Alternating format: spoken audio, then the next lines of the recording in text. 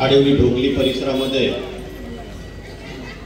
विजय पाटील नगर phase 3 टेकडी परिसर आताच आपल्या सर्वांच्या हस्ते रस्त्याचं उद्घाटन झालं। या गल्लीपासून तर पुढची रॉयल ड्रीम्स आपली सोसायटी आहे, वान्य सोसायटी, इथपर्यंत हा रस्ता आज पासून सुरुवात होणार आहे। खास करून कॉन्क्रिटीकरण असल्यामुळे तुम्हाला सर्वांना आनंदाची गोष्ट आहे।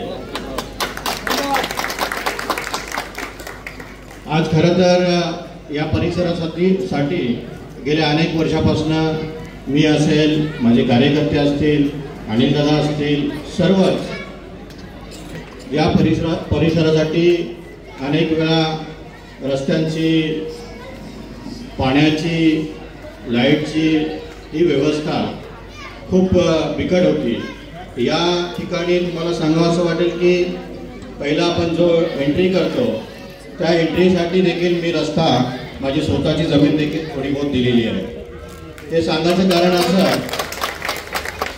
की या परिसरासाठी जेवढं मी केलं आहे तेवढं कोणी केलं नसेल असं मला वाटतंय। कारण आवर्जून मला सांगावं असं का वाटतंय की या परिसरासाठी माझी खूप मेहनत आहे आणि जी मेहनत मी खरोखर तुमच्यासाठी केलेली आहे, एक माझा घर म्हणून या परिसरासाठी मी वावरलेलो आहे।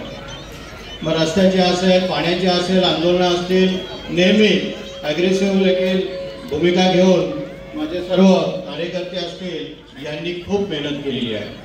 तर त्याचा जो काही आज मोलाचा वाटा म्हणून या परिसराला 30 लाखाचा निधी आपल्याला उपलब्ध झालेला आहे।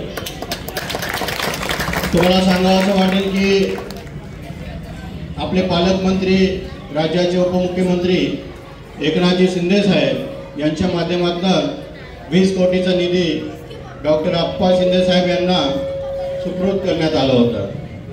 तर त्या माध्यमातून मी देखील डॉक्टर अप्पा शिंदे आमदार असल्या कारणास्तव माझ्या या परिसराला का नाही निधी द्यावा असे मी एक त्यांना शिफारस पत्र दिलं होतं। तर त्यांनी लगेच त्वरित विचार करून तो निधी माझ्या या परिसरासाठी दिला।